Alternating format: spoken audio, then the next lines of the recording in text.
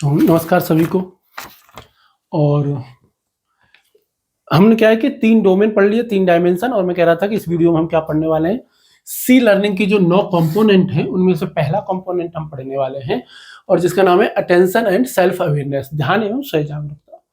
तो 9 कंपोनेंट इसके होते हैं। तो ये इसका एक चित्र है, आप देखना चाहो तो ये प्रिंट आउट में निकाल करके लेके आया हूँ, सी लर्निंग ने जो जारी किया है। तो उल्टा तो नहीं दिख रहा होगा, है ना, उम्मीद है सीधा ही दिख रहा होगा। यदि आप पढ़ोगे तो पढ़ पाओगे कि भाई अटेंशन एंड सेल्फ अवेयरनेस है, इंटरपर्सनल अवेयरनेस है, अप्रिसिएटिंग इंटरडिपेंडेंस है, अंतर्निर्भरता की तारीफ। मैंने बताया भी था पहले, है ना। Self compassion, compassion for others और कॉमन ह्यूमैनिटी है। सेल्फ रेगुलेशन है, रिलेशनशिप स्किल है, ग्लोबल एंगेजमेंट है, कम्युनिटी और एंगेजमेंट है। तो ये है, इनमें से पहला कौन सा है, अटेंशन एंड सेल्फ अवेयरनेस। तो इसको हम पढ़ने वाले हैं। क्या है, जब हम इस कंपोनेंट को पढ़ेंगे तो इसमें तीन प्रमुख रूप से 3 चीजों को पढ़ेंगे। तो जब हम ध्यान देने की बात करते हैं तो किन चीजों पर ध्यान देना है, तो सबसे पहला ध्यान देना है हमारे किस पे, सेंसेशंस पे। जो बॉडी सेंसेशंस होती हैं, अब एक नया शब्द आ गया ना यहाँ पे, है ना। तो हमारी क्या है, शारीरिक संवेदनाओं पे ध्यान देना है। शारीरिक संवेदना क्या होती है, संवेदना मैं आपको अभी बता दूंगा, है ना। तो सबसे पहला ध्यान किस पे देना है, हमने बॉडी सेंसेशंस पे ध्यान देना है। दूसरा ध्यान हमको किस पे देना है,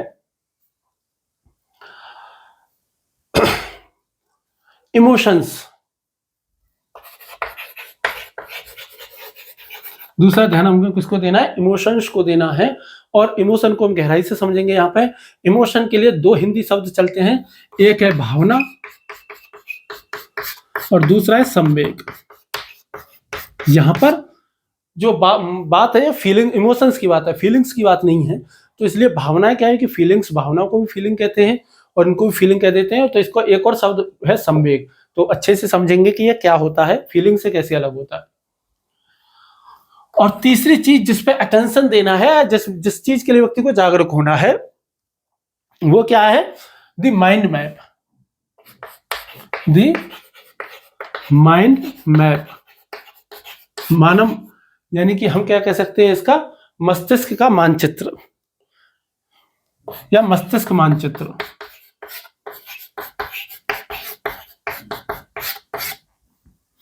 तो इन 3 चीजों पर हमको ध्यान देना है, किसमें, अटेंशन एंड सेल्फ अवेयरनेस में।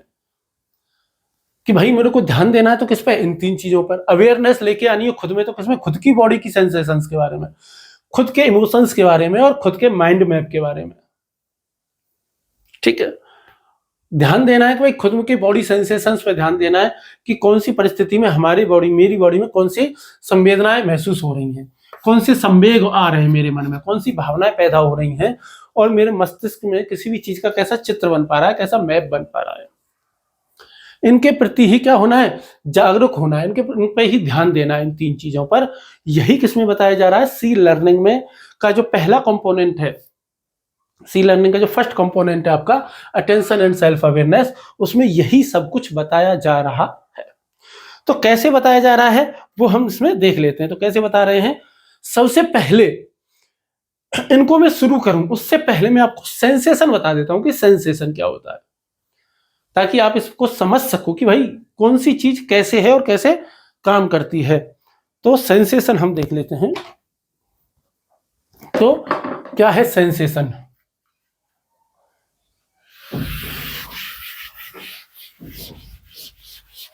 क्या है कि जब नई शब्दावली आती है ना, तो नई शब्दावली से परिचित होना आवश्यक है। यदि हम नई शब्दावली से परिचित नहीं होते हैं तो बहुत अच्छे तरीके से जो कॉन्सेप्ट है उसको हम समझ भी नहीं पाते हैं। तो संवेदना,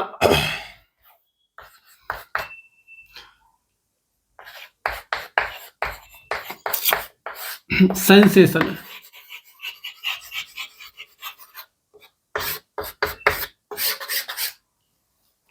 क्या होती है सेंसेशन, संवेदना। देखिए, यदि इसकी फिलोसफिकल परिभाषा आपको चाहिए तो एक दूसरी बात है, ठीक है, वो भी मैं बता दूंगा। बाकी आप तो यही देख लो, जो भी आपको अनुभव हो रहे हैं, कैसे आपकी बॉडी को जो अनुभव हो रहे हैं, गरम, ठंडा, खुरदरा, चिकना, मुलायम,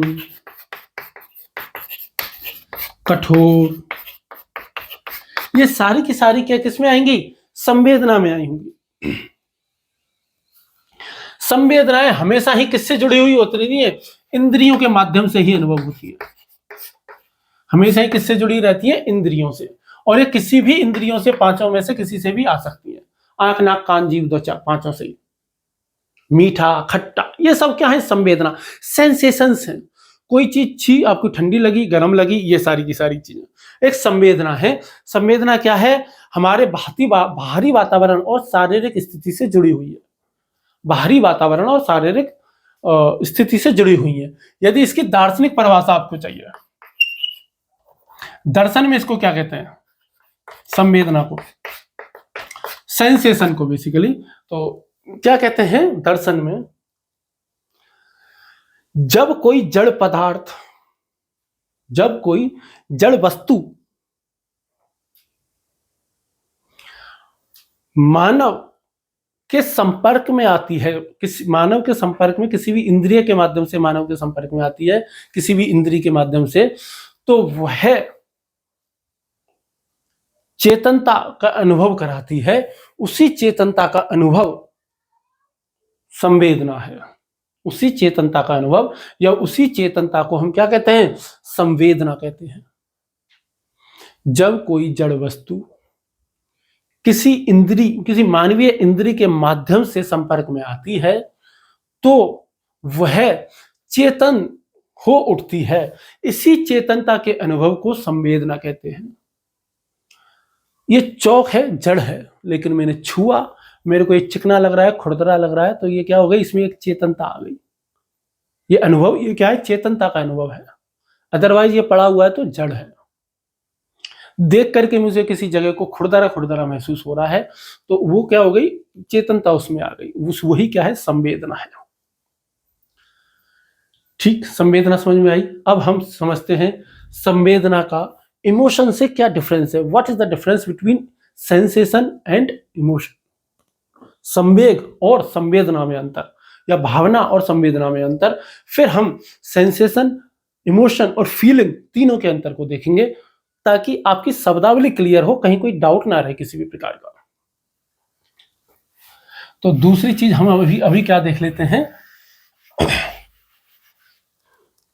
भावना या संवेग और संवेदना में अंतर। तो मैं लिखता हूं इमोशन अंग्रेजी में, ताकि इमोशन एंड सेंसेशन, तो इसको भावना भी कह सकते हैं और संवेग भी कह सकते हैं, जो कि सी लर्निंग में कहा गया है। और संवेदना में अंतर,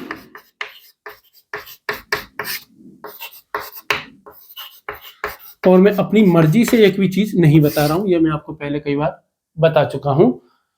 ठीक है, तो क्या है? एक मनोवैज्ञानिक है famous, doctor Rachel Allen. Doctor Rachel कहते हैं, क्या कहते हैं मेरे को समझ में नहीं आ रहा, मीनिंग में लिख देता हूं। Doctor Rachel, RACHEL, Rachel Allyn, ALLYN। और उनकी एक पुस्तक है, the pleasure is yours. The pleasure is yours. इसमें उन्होंने कि जो डिफरेंस बताया है इन तीनों चीजों में, वो मैं आपको बता देता हूं।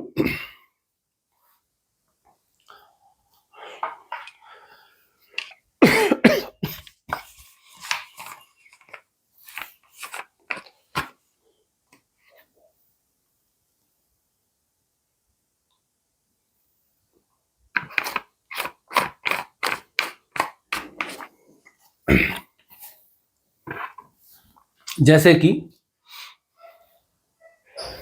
किसी ने पानी को छुआ, उसे गर्म लगा, तो वो क्या होगा? संवेदना होगी।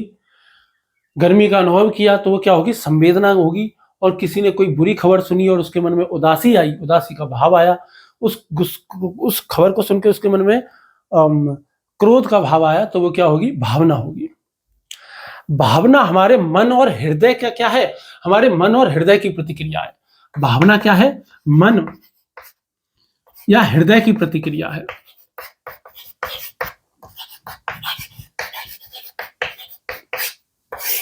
और जो संवेदना है हमारी, वो संवेदना किसका है? शारीरिक अनुभव की प्रतिक्रिया है। क्या है? ये हमारा केवल शारीरिक अनुभव है, प्रतिक्रिया भी नहीं है। क्या है? हमारा केवल शारीरिक अनुभव है। जैसे पानी गर्म लगा, गर्मी का एहसास,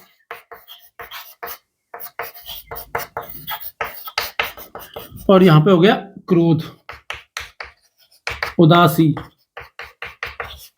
कोई खबर सुनी और आपने कहा मूड खराब हो गया, छोड़ो यार, इमोशन। और किसी चीज को छुआ, गर्म लगी, अरे यार ये तो गर्म है यार, तो क्या होगा? सेंसेशन, संवेदना। संवेदना और क्या होती है? शरीर का कांपना, झुरझुरी आना, होठों का कांपना, जवान का लड़खड़ाना, आंखों की पुतली फैल जाना, मुंह छोटा सा हो जाना, आंखें बड़ी बड़ी हो जाना, आंखें लाल हो जाना। शरीर में जो भी अंतर आ रहा है वो सब हम किस में ले सकते हैं? सेंसेशन में लग सकते हैं। झुरझुरी आ गई, आदमी सक पका गया, तो ये सब किस में आएंगे? आपके संवेदनाओं में आएंगी। अब हम क्या देख लेते हैं? अंतर हम जो है वो देख लेते हैं किसमें? सेंसेशन, फीलिंग और इमोशन में, ताकि आपको फीलिंग और इमोशन का अंतर समझ में आ जाए। सेंसेशन का अंतर तो आपको समझ में आ गया, आपको पता चलेगा कि सेंसेशन बिल्कुल अलग चीज होती है।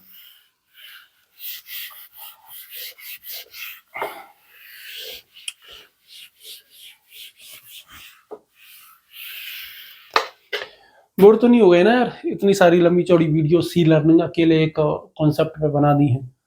क्या करें, समझना है इसको गहराई से। तो नया कॉन्सेप्ट आया है, बिल्कुल ही है, और मुझे नहीं लगता कि हिंदी पे अभी इस पे कोई बहुत बढ़िया कोई कॉन्सेप्ट बिल्डिंग के लिए कोई वीडियो वगैरह हैं, अवेलेबल हैं। तो मेरे को महसूस हुआ तो मैंने बना दिया, और कोई बात है नहीं। तो सेंसेशन यानी कि संवेदना, फीलिंग के लिए भावना लिख लेते हैं ना,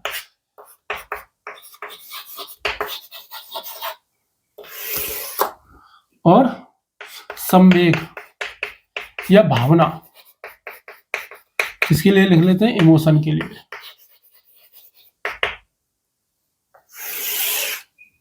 डॉक्टर रचेल एलन को याद रखना, और इनकी पुस्तक का नाम याद रखना, द प्लीजर इज योर्स।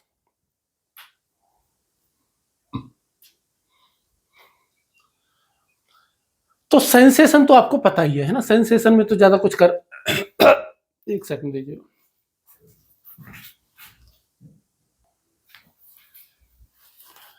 माफी चाहूंगा समस्या के लिए, व्यवधान के लिए। तो दोनों में अंतर, तीनों में अंतर हम समझ लेते हैं। तो जो सेंसेशन है, सेंसेशन तो मैंने आपको पहले ही बता दिया कि ये किससे जुड़ा हुआ है? सेंस से जुड़ा हुआ है। सेंसेस यानी कि इंद्रियों से जुड़ा हुआ है। किससे जुड़ा हुआ है? इंद्रियों से जुड़ा हुआ है। हमारे शरीर में कोई भी हमने उद्दीपक देखा, उससे हमारे शरीर में जो परिवर्तन आया वही हमारा क्या है? सेंसेशन है।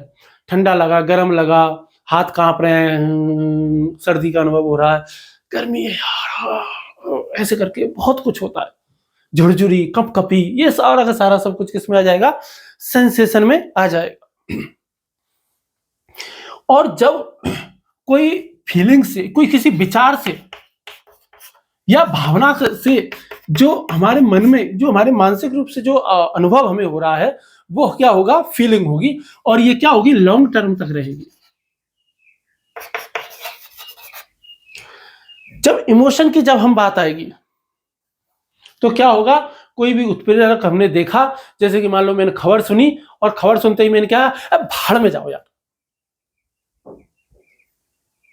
किसी ने कहा कि यार इंडिया वर्ल्ड कप आ रही, अरे भाड़ में जाओ साहब, तुरंत ही आपने कह दिया, तो उसको हम क्या कह देंगे? संवेग कह देंगे। इमोशन उसको हम कहेंगे। यानी कि हमने क्या किया है, इन ऑटोमेटिक, यानी कि प्रतिक्रियात्मक भावना, जो कि कैसी आती है, तुरंत आती है और बहुत छोटे टर्म में होती है, शॉर्ट टर्म। लॉन्ग टर्म की बात थी, यहां पर शॉर्ट टर्म आएगा। थोड़ी देर के लिए गुस्सा आएगा बस, ये इंडिया में चल गया, भाड़ में जा, मैच ही नहीं देखी। थोड़ी देर देखा, 2-4 मिनट हुई, 5 मिनट हुई, 15 मिनट हुई, आधा घंटा हुआ, और भाई क्या चल रहा है, और सब बढ़िया, बस भूल गए सब कुछ, भूल गए सब कुछ, याद नहीं है अब कुछ। गाना है एक ऐसा। यदि हम इनकी उत्पत्तियों की बात यदि हम देखेंगे तो ये क्या आएगी, इंद्रियों से महसूस होती है और शरीर में प्रतिक्रिया, शरीर में परिवर्तन कई बार आता है, या शरीर में क्या होती है, क्रिया होती है। अरे घर में यार, ऐसे शरीर में हो रहा है केवल। तो ये क्या है, आपका संवेदना है, सेंसेशन है। फीलिंग्स की जब हम बात करेंगे कि भाई फीलिंग क्या है, तो पहले मैं इमोशंस बता देता हूं। तो हमारे मस्तिष्क में एक आर्मी गाड़ा एक जगह होती है, आर्मी गाड़ा उस स्थान को कहते हैं मस्तिष्क में, उसको हम क्या कहते हैं, हमारा ब्रेन्स लिम्बी कहते हैं, ब्रेन्स लिम्बी होता है। तो वहां पर हमारे क्या होते हैं, इमोशंस पैदा होते हैं, भावना जो होती है वो बाएं हिस्से में आती है, तर्क जो है वो पूरे शरीर में जो है वो दाएं तरफ आती है। बाईं तरफ यही है ना, दाईं तरफ ये, हाँ ठीक है, बाएं हाथ से ही लिखता हूँ, ठीक है। तो वैसा है, एक फिल्म देखी है आपने, सर आपका लेफ्ट या मेरा लेफ्ट, सर आप सर मेरे लेफ्ट में बैठे हैं कि उसके लेफ्ट में बैठे हैं, पापा, वो वाली जो फिल्म है। तो ठीक है, तो यहाँ पे क्या होगा, मैं ये क्या बता रहा था, हाँ, तो वहां पर ये इमोशंस आते हैं और ये तुरंत ही कहेंगे रेस्पॉन्सिव होते हैं, रेस्पॉन्सिव फीलिंग, इनको क्या कह देते हैं हम, रेस्पॉन्सिव फीलिंग्स कह दो या रेस्पॉन्सिव इमोशंस ही कहो, फीलिंग क्यों कहते हो। और यहां पे क्या आएगी कि जो इमोशंस जो आए हैं, इमोशंस का रिजल्ट है, इमोशन का रिजल्ट क्या रहेगी, ये फीलिंग रहेगी। जैसे कि उदाहरण से समझते हैं,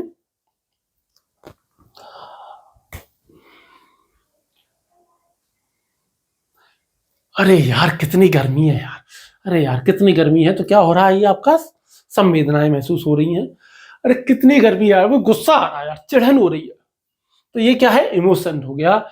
और जब आप सर्दियों में भी गर्मी का नाम सुनो कि गर्मी, अरे यार गर्मी यार, गर्मी गर्मी यार, आपके मन में परमानेंट ही गर्मी का नाम सुनते ही क्या आती है, चिढ़ पैदा हो जाती है, आपको गुस्सा हो गया कि गर्मी तो आनी ही नहीं चाहिए।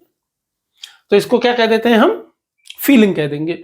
यानी कि इमोशन तो यही था, लेकिन ये बहुत लंबे समय तक टिक गया है, और अब ये क्या बन गई है, फीलिंग बन गई है आपकी।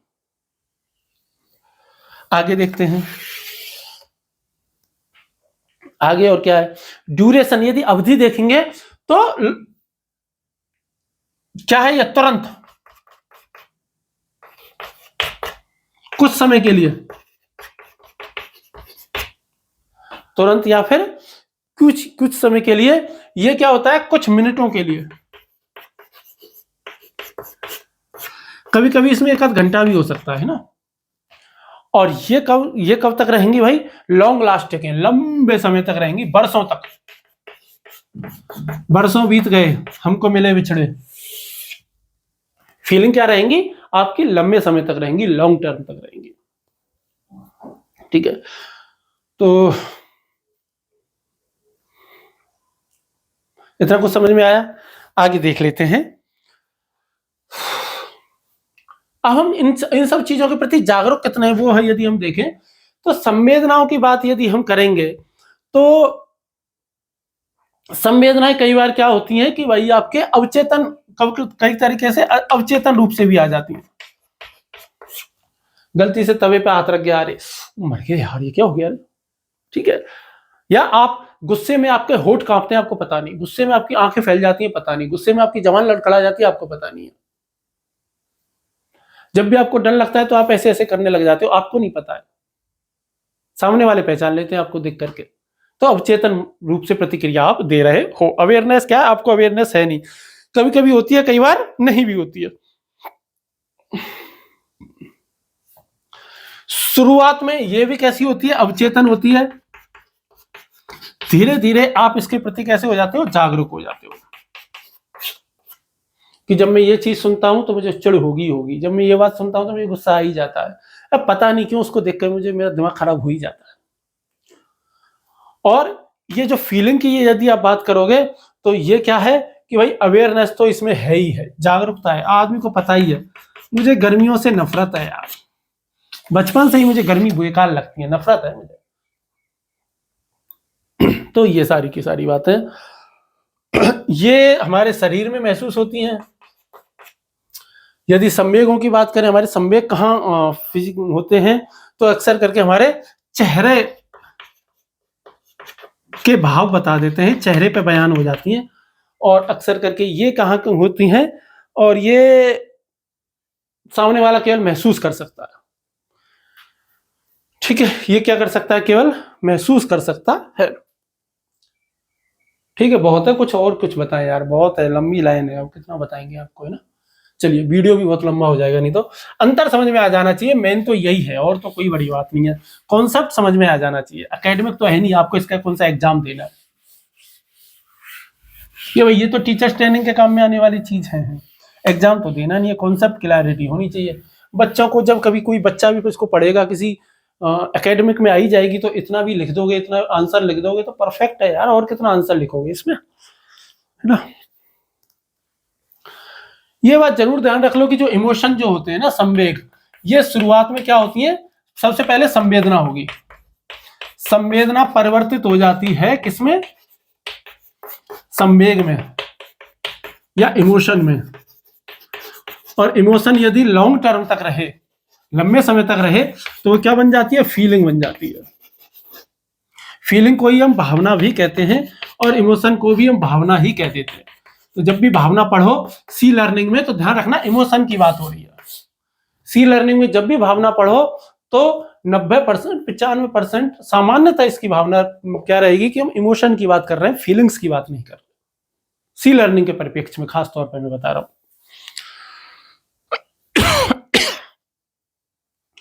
इनको आप कच्चा डेटा भी कह सकते हो, रॉ मटेरियल, जो कि लॉन्ग टर्म के बाद फीलिंग्स में बदल जाती है।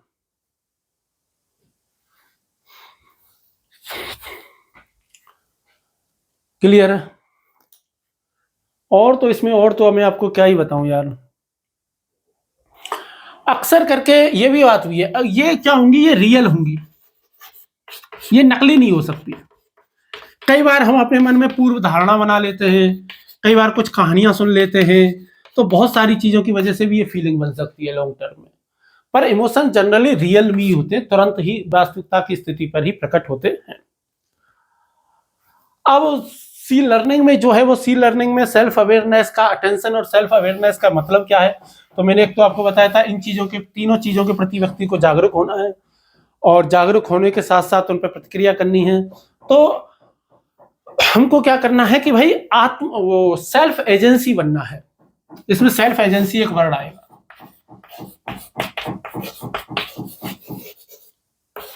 कौन सा एक वर्ड आएगा, सेल्फ एजेंसी एक वर्ड आएगा। सेल्फ एजेंसी के लिए कोई अच्छा हिंदी शब्द है नहीं, फिर भी आप सेल्फ एजेंसी रहने दो, और क्या है ना। और इसमें यह है कि भाई आपके संवेग, आपकी भावनाएं आपको क्या बता रही हैं, ये समझना, भावनाएं क्या कहती हैं समझना, भावनाएं क्या कहती हैं यह समझना ही हमारा क्या है, सेल्फ एजेंसी खुद को बनाना है कि हमारी भावना, इमोशंस मुझसे क्या कह रही हैं, मैं पहचान पा रहा हूं हमारे इंश्योरेंस क्या, इमोशंस क्या कह रहे हैं, सोर्स ऑफ द बॉडी क्या है, कहां से कौन सी भावना आ रही है।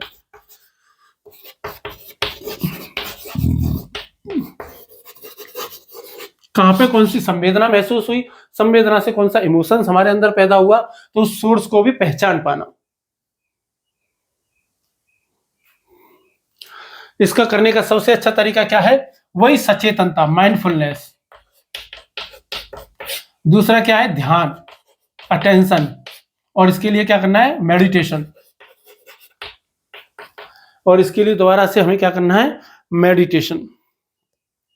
और क्या कर सकते हैं हम, लोगों से मिलना, शांत वातावरण में रहना, खुद के शरीर पे ध्यान देना, मन और भावना के प्रति सामान्य ज्ञान विकसित करना, शरीर के अंदर क्या हो रहा है ये समझने की कोशिश करना, संवेदनाओं के स्तर पे क्या हो रहा है वो हमको समझना।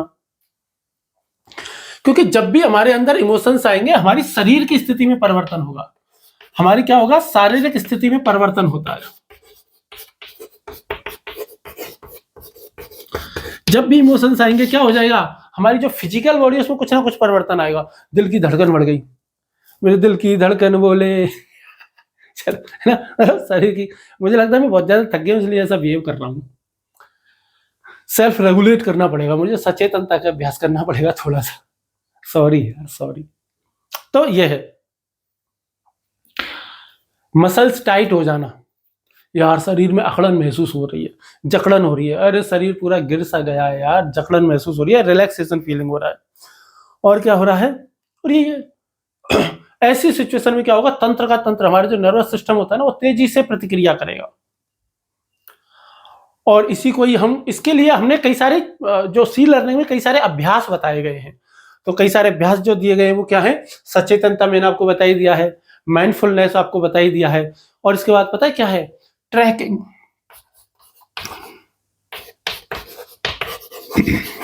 रिसोर्सिंग, इनमें से बहुत सारी सिचुएशंस को हम क्या कहते हैं, हेल्प नाउ स्ट्रेटेजीज कहते थे। रीडिंग द नर्वस सिस्टम,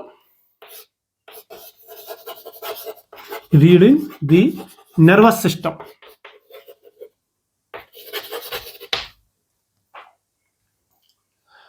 तो हम सेंसेशंस को, संवेदनाओं को, जब हम जागरूक होंगे, अवेयर होंगे, अटेंशन कोशिश करेंगे, ये सारे के सारे अभ्यास करेंगे, तो हम अपनी संवेदनाओं के प्रति, अपने इमोशंस के प्रति जागरूक हो सकते हैं। और हम ये पता लगा सकते हैं कि हमारा शरीर कब जो है वो ओके जोन में रहता है। अभी हम जोन्स को पढ़ेंगे आगे। ओके जोन का मतलब, या रेजिलिएंट जोन्स को हम कहते हैं, तन्यकता क्षेत्र हिंदी में उसको कह देते हैं,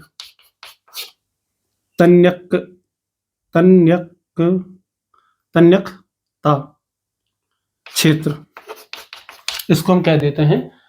इसको आगे की वीडियोज में हम पढ़ेंगे कि रेजिलिएंट जोन क्या, बहुत इंपॉर्टेंट है रेजिलिएंट जोन। ज्यादातर कोई सी लर्निंग की बात करेगा ना तो पहले आपको रेजिलिएंट जोन ही समझाना शुरू कर देगा, वो बाकी की चीजें समझाएगा ही नहीं आपको। लोगों को यही समझ में आता है कि बस हाँ रेजिलिएंट जोन ही है, रिसोर्सिंग समझा दो, ट्रैकिंग सिखा दो, कंपैशन सिखा दो, हो गया सी लर्निंग। ज्यादातर लोगों को यही महसूस होता है और यही उनको लगता है। हालांकि ये सबसे इंपॉर्टेंट पार्ट यही है और इसीलिए लोग इसी को ही सिखाते हैं। बट मेरा ये मानना है कि जब तक कॉन्सेप्ट पूरा बिल्ड ना हो तो कैसे समझेगा।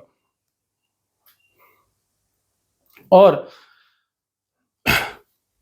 एक मनोवैज्ञानिक हैं जो सी लर्निंग के क्षेत्र में ही काम कर रही हैं, उनका नाम क्या है, एलाइन मिलर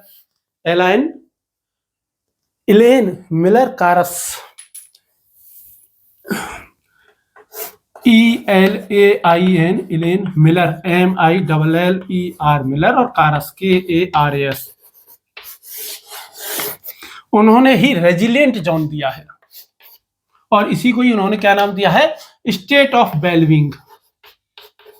और इन्होंने इसका क्या नाम दिया है, स्टेट ऑफ वेलबींग।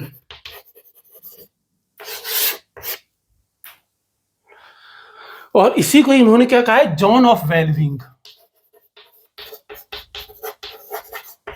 अब आप समझ रहे होंगे कि यार ये वेलबींग क्या नया शब्द आ गया, जोन क्या नया शब्द आ गया, तो अभी बात करेंगे आगे। रेजिलिएंट जोन होती है तन्यकता क्षेत्र, जहां आदमी सुकून महसूस करता है, हर चीज को पता चलता है उसमें, वो नॉर्मल रहता है, ना बहुत ज्यादा आवेश में आता है ना बहुत ज्यादा डाउन जाता है, बीच की स्थिति में रहता है, खुश रहने की कोशिश करता है। मतलब यहाँ भी उसको इमोशंस फील होते हैं लेकिन वो तुरंत प्रतिक्रिया नहीं देता बहुत सारी चीजों पर, वो एकदम रेगुलेट हो जाता है, अच्छे से खुद को रेगुलेट कर देता है। इसी को ही हम क्या कह देते हैं, यही जब हम अटेंशन कर पाते हैं ना, सेल्फ अवेयर हो पाते हैं, तभी हम ये ध्यान भी दे पाते हैं। कि ध्यान का कौन सा अटेंशन, कि भाई कब हमारी बॉडी स्टेट ऑफ वेलबींग में है और कब हमारी बॉडी स्टेट ऑफ वेलबींग में नहीं है। जैसे कि कब मेरी ऐसे हो रहा है, ऐसे हो रहा है, अरे यार ऐसे हो रहा है, आपको चिड़न पैदा हो रही है पर आप हो ऐसे ही, आपको बहुत गुस्सा आ रहा है पर आप हो ऐसे ही, तो इसको हम क्या कहेंगे, state of wellbeing, zone of wellbeing. ये किससे आता है, माइंडफुलनेस से आएगा, ध्यान देने से आएगा, अटेंशन देने से आएगा और नोटिस करने से आएगा। नोटिस करना वही ध्यान देना। और इसके लिए बहुत अभ्यास करना पड़ता है, लंबा अभ्यास। माइंड मैप क्या है, माइंड मैप कुछ नहीं है, बस इमोशंस की फैमिली को पहचानना है। ये एक इमोशन व्हील आता है ऐसे करके, तो उसमें इमोशंस पूरे होते हैं, तो उनको हम समझ पाए कि क्या कौन सा इमोशन है, कौन सा नहीं है, कौन से इमोशन के सामान्य लक्षण क्या क्या होते हैं, कि भाई जनरली कौन सा इमोशन कब पैदा होता है, किससे पैदा होता है। जैसे कि डर है, डर कब पैदा होगा, कौन सी परिस्थितियों में मुझे डर लगता है, अकेलेपन में, कुछ व्यक्तियों को अकेले होने पर डर लगता है, कुछ व्यक्तियों को रात में डर लगेगा, कुछ व्यक्तियों को उल्लू की आवाज सुन के डर लगेगा, कुछ को झींगुर की सुन के लगेगा, कुछ को अनजान आदमियों को देख करके डर लगता है। तो लोगों के अलग अलग फियर होते हैं। डर एक स्थिति तक रहे तो अच्छी बात है, आदमी बढ़िया काम करता है। जैसे मुझे एक डर है कि यार वीडियो बढ़िया बनना चाहिए, तो मैं बढ़िया ढंग से पढ़ाऊंगा। मेरे मन में जब ये बहुत ज्यादा हो जाएगा तो मैं तनाव में आ जाऊंगा, टेंशन में आ जाऊंगा, और इसका उल्टा प्रभाव होगा। डर एक निश्चित सीमा तक अच्छा प्रभाव डालता है, एक निश्चित सीमा के बाद वो बहुत ही नेगेटिव इंपैक्ट डालता है। ठीक है, और मैंने आपको क्या बताया था कि जो एम्पैथी है, एम्पैथी के दो रूप किसने बताए थे, पॉल एकमैन साहब ने। किसने बताए थे, पॉल एकमैन साहब ने। और पॉल एकमैन साहब ने ही क्या किया है, एक इमोशन व्हील तैयार किया है, या एटलस ऑफ इमोशन तैयार किया है। किसने, पॉल एकमैन साहब ने।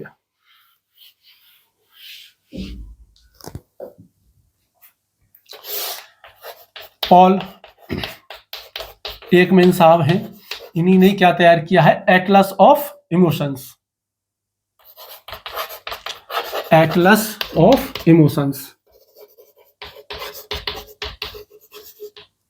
जो है वो क्या किया है, तैयार किया है पॉल एकमैन ने ही। और सी लर्निंग में इसी का यूज करते हैं। और सी लर्निंग जो है उसमें फिर इसकी का ही उदाहरण सीखते हैं। जैसे कि कोई बच्चे में चिड़चिड़ाहट है, चिड़चिड़ाहट धीरे धीरे किसकी तरफ ले जाती है, गुस्से की तरफ ले जाती है। और गुस्सा जब अनकंट्रोल्ड हो जाए तो वो रेज, RAG, रेज में बदल जाता है। तो हम चूंकि वो एक अनकंट्रोल इमोशनल स्टेट में चला जाए, अनियंत्रित भावना की स्थिति में चला जाए, उससे पहले ही चिड़चिड़ाहट की स्थिति में ही हम उसको समझ लें, उसको हम क्या कहते हैं, इमोशनल स्टेट कहते हैं। अब व्हील तो मैं आपके साथ साझा कर नहीं सकता कि वो व्हील कैसा है, पर वो व्हील है कि कैसे बताएं, ये है। और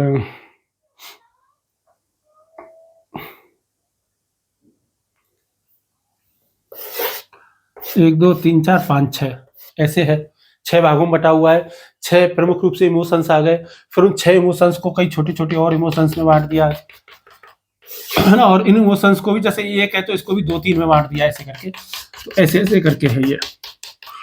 यानी कि 6 से फिर बढ़ करके, जैसे मान लो कि 30 हो गए, फिर 30 से बढ़ करके मान लो कि 80 है, ऐसे। ये 6 ही 30 में बदलते हैं, या 30 ही 80 में बदल जाते हैं। हालांकि संख्या कम ज्यादा मैं बता रहा हूं, पर होता ऐसा ही है, पर होता ऐसा ही है। इसको हम क्या कहते हैं, सेल्फ अवेयरनेस। सेल्फ अवेयरनेस में जो सबसे इंपॉर्टेंट जो चीज है, ये तो व्हील तो आप देख लोगे तो ही समझ में आ जाएगा, इसमें कुछ समझने वाली बात नहीं है। इसमें आपको जो समझनी है अटेंशन और सेल्फ अवेयरनेस में, इमोशन मैंने आपको समझा ही दिए हैं, संवेग समझा दिए हैं, इमोशन समझा दिए, सेंसेशन समझा दिए, फीलिंग समझा दिया, तीनों का डिफरेंस समझा दिया, माइंड मैप समझा दिया, तीनों कब आते हैं, कब कौन सी सिचुएशंस में आते हैं, और कैसे कोई भी इमोशन जो है वो हमारे लिए बहुत ही नेगेटिव इमोशन हो सकता है, अनकंट्रोल्ड हो सकता है, तो कैसे कंट्रोल करना है, कैसे खुद को कंट्रोल में रखना है। उसके लिए जोन होती है, उन जोन में से एक जोन, जो बीच वाली जोन जो होती है, जो हमारे लिए सबसे अच्छी होती है, उसको ओके जोन कहते हैं, या उसको हम क्या कह देते हैं, ओके जोन ही हम कह देते हैं, या रेजिलियंट जोन भी हम उसको कह देते हैं। एलेन मिलर कारस जो साइकोलॉजिस्ट हैं, जो सी लर्निंग से जुड़ी हुई हैं, इन्होंने इसको ये नाम दिया, resilient zone, state of wellbeing, zone of wellbeing.